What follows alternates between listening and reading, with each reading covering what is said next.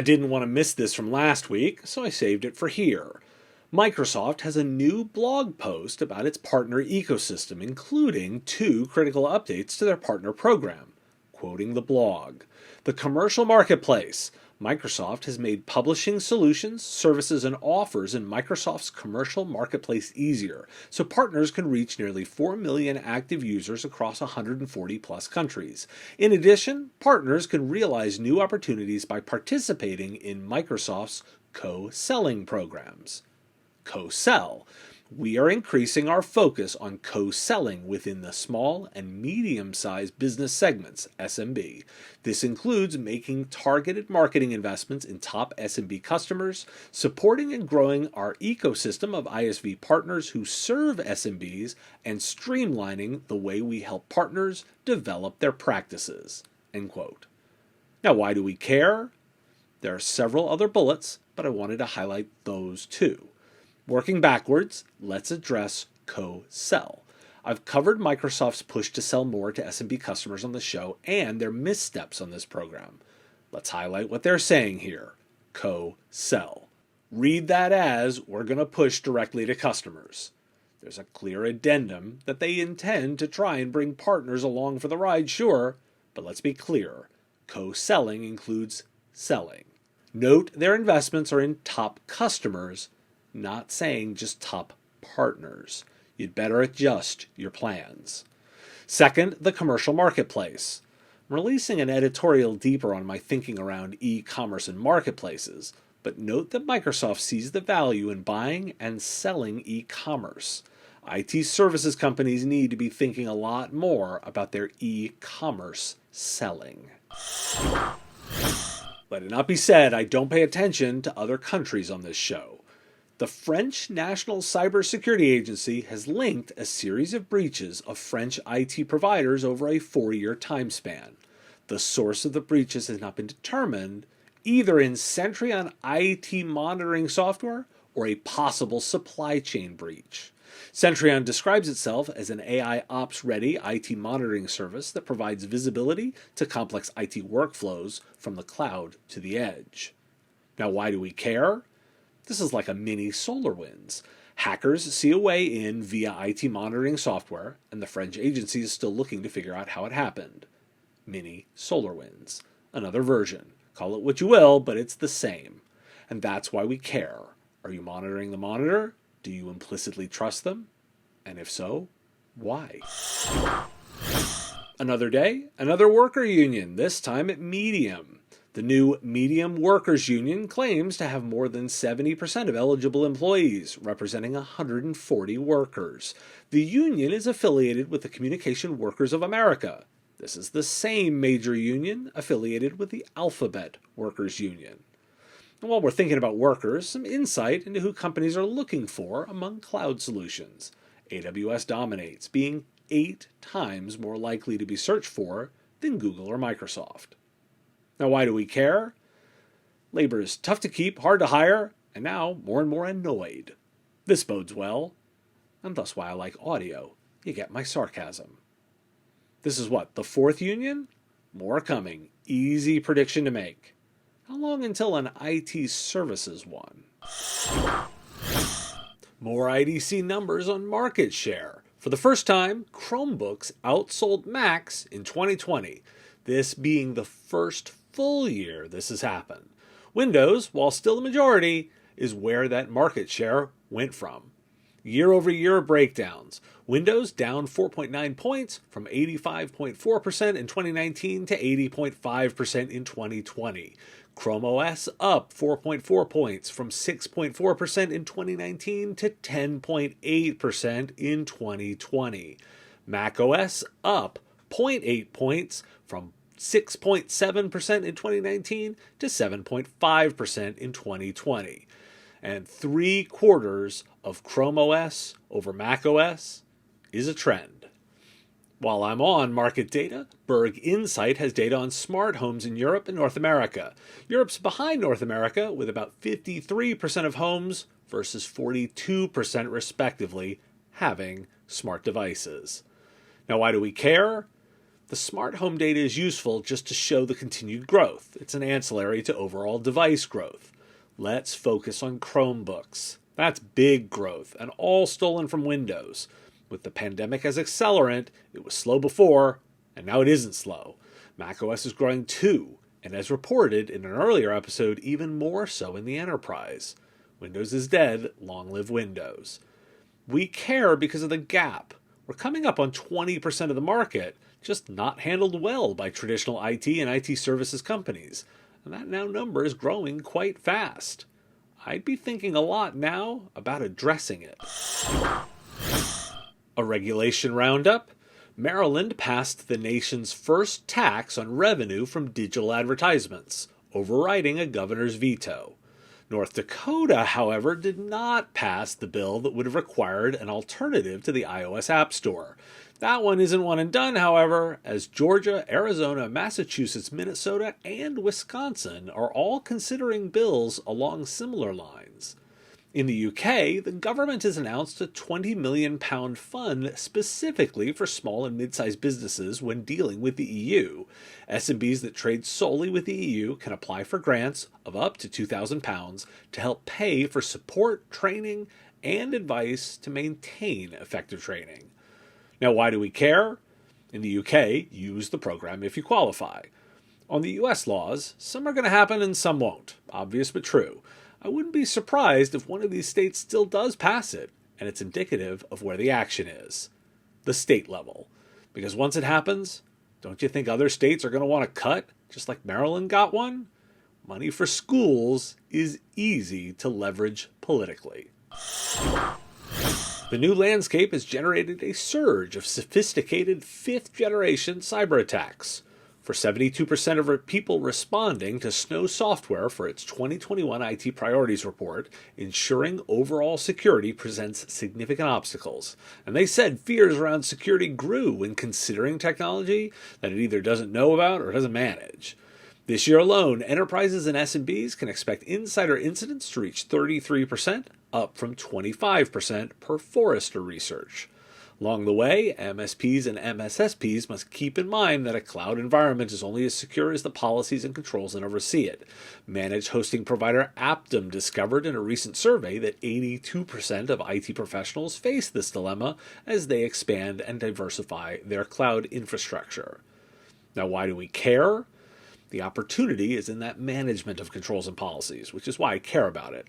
There's the other angle, fifth-generation cyber attack, defined as large-scale multi-vector attack vector that is designed to infect multiple components of an information technology infrastructure, including networks, virtual machines, cloud instances, and endpoint devices, end quote. So you know, there's also a sixth generation, which adds anything digital at all.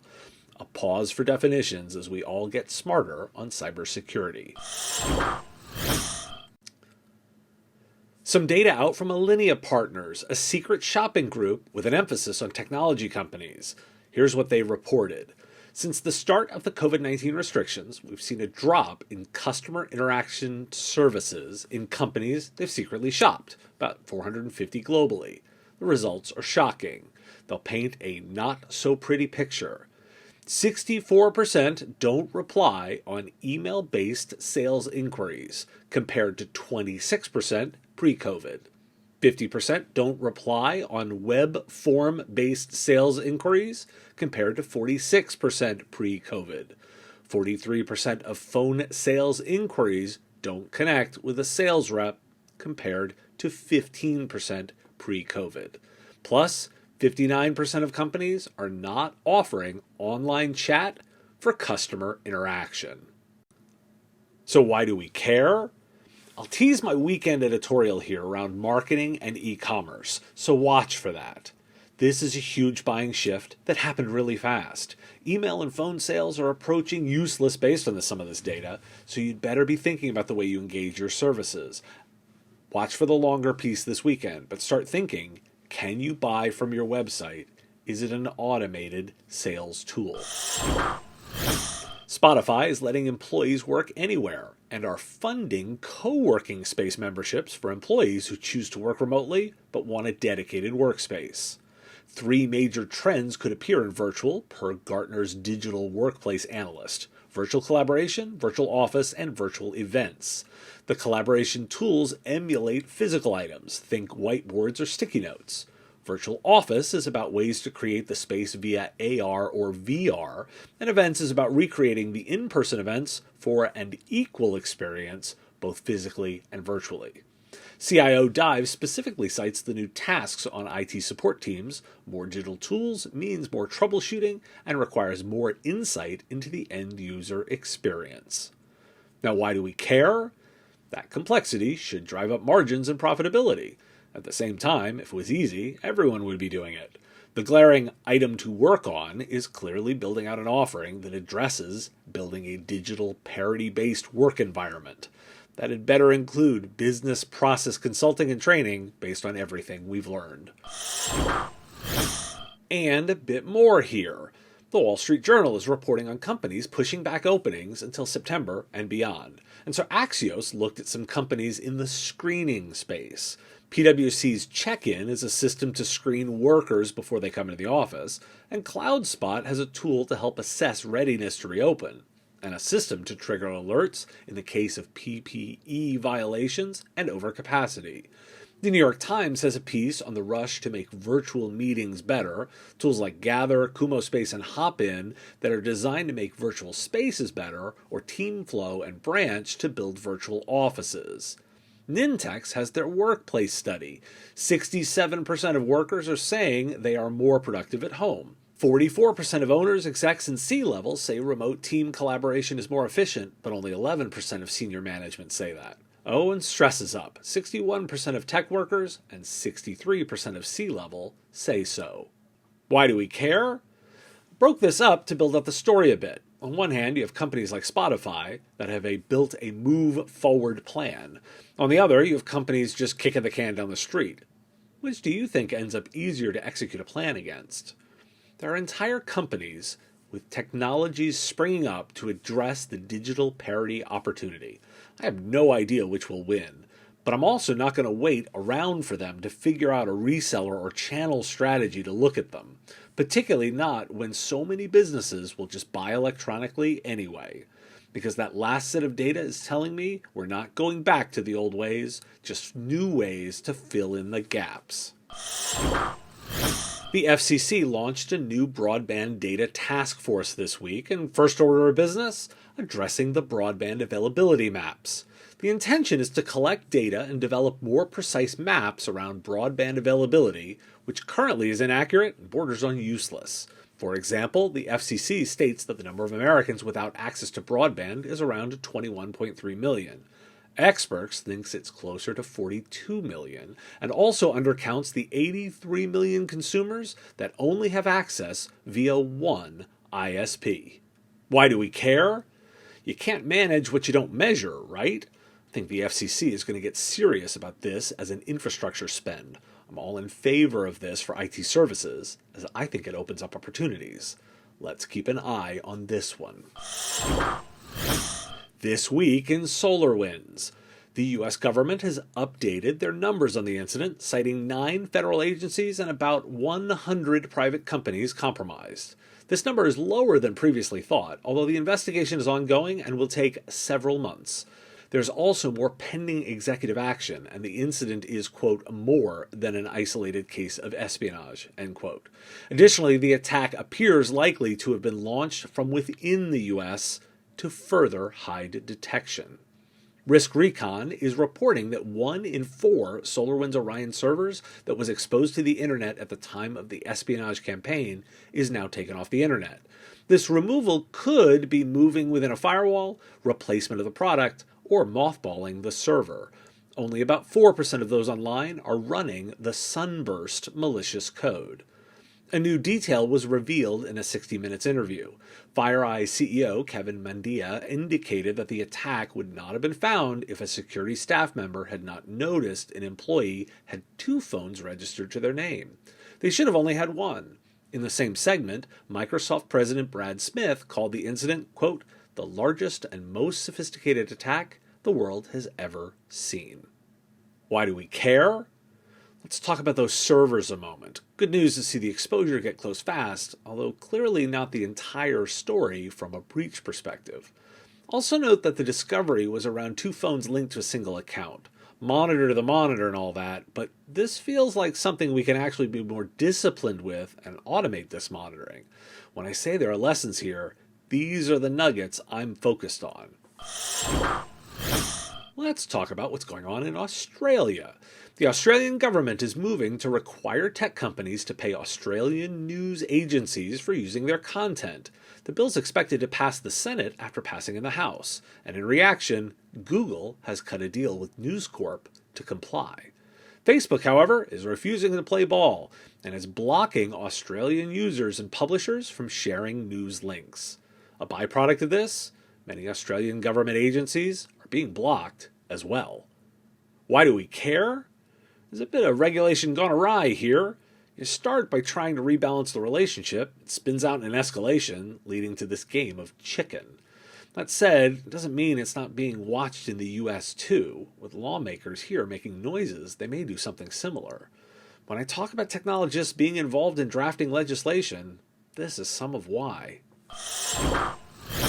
Thanks for tuning in to This Week in the Business of Tech. Shows come out each week, pulling together the daily podcast. If you like this show, please hit that like button and subscribe to the channel. The content here is possible because of supporters like you. If you want access to shows early, answers to your questions, and private interactions, join our Patreon. It's pay what you want. You decide what the content is worth. Join at patreon.com/MSPradio. Patreons also get access to the written versions of every story as they come out. If you want the stories right away, you can get them on the daily podcast. Find The Business of Tech on Apple Podcasts, Spotify, Google Podcasts, or wherever you get your shows. Subscribe links at businessof.tech, and I'll talk to you again next week.